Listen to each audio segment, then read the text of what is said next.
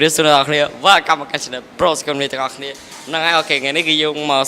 សម្ភាស special guest របស់យើងដែលមានឈ្មោះថាលោករតិសាហ្នឹងហើយអូខេហើយអ្វីដែលខ្ញុំថ្លែងសម្ភាសមួយគាត់នោះគឺផលបាក់ដែលគាត់ធ្វើ YouTube ហើយអ្នកទាំងអស់គ្នាបានណាគេចង់ sponsor គាត់ហ្នឹងហើយ sponsor ទៅហើយហ្នឹងហើយឥឡូវគាត់កំពុងតែចង់បាន sponsor ខ្លាំងមែនទែនដោយសារគាត់ខ្វះឧបករណ៍នៅក្នុងការធ្វើ YouTube បាទឥឡូវកុំឲ្យខាត់ពេលយូរយើងទៅសម្ភាសគាត់ទាំងអស់គ្នាគេបងឥឡូវខ្ញុំឮថាបងមានផលវិបាកពេលធ្វើ YouTube អីចឹងតើបងមានផលបាយដែរបងបាទបើគិតទៅចំពោះផលវិបាកគឺមានច្រើនក្នុងការចំណាយបើនិយាយទៅខាត់ពេលច្រើនដែរ Wi-Fi ហើយដូចឧបករណ៍ខ្លះក្នុងការថត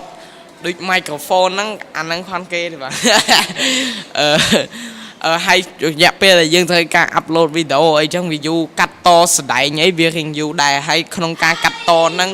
គឺវាត្រូវការថតច្រើនដងបាទដោយសារខ្ញុំស្ដែងរៀងខុសតិចហើយឥឡូវកំពុងតែសប្បាយចិត្តដោយសារឡើង subscriber ច្រើនហើយសង្ឃឹមថាមានអ្នក sponsor នៅថ្ងៃអនាគតបាទអូខេបាទផលវិបាកគាត់គឺមានច្រើនទៀតហើយខ្ញុំចង់សួរបងថាតើ Wi-Fi បងដាច់ឬក៏មិនបាទបងថាផលវិបាកឬ Wi-Fi អត់ទេ Wi-Fi ខ្ញុំវាដូចមិនឥឡូវដល់ពេល upload វីដេអូអីចឹង1ម៉ោងហើយហើយនិយាយកង្វះ tripod ទៀតកង្វះ tripod ទៅថតអត់សូវស្អាតហើយទូរស័ព្ទខ្ញុំបែកទៀតហើយវាពិបាកទៀតហើយនៅពេលដែលខ្ញុំ upload វីដេអូម្ដងគឺខ្ញុំត្រូវសាកផងបើកនេះឲ្យពេញបើកសាកថ្មហើយបើកកុំឲ្យវារលត់ដើម្បីក្នុងការ upload វីដេអូហើយខ្ញុំទុកទូរស័ព្ទចោលហើយបងចឹងសួរថាបងប្រើឧបករណ៍អ្វីដែរដើម្បីថតវីដេអូបងហ្នឹងបាទខ្ញុំប្រើទូរស័ព្ទបាទអត់មែនប្រើកាមេរ៉ាបងបាទកាមេរ៉ាខ្ញុំខ្ចីគេទេបាទអូកាមេរ៉ាខ្ចីគេចឹងបងប្រើទូរស័ព្ទអីដែរបាទ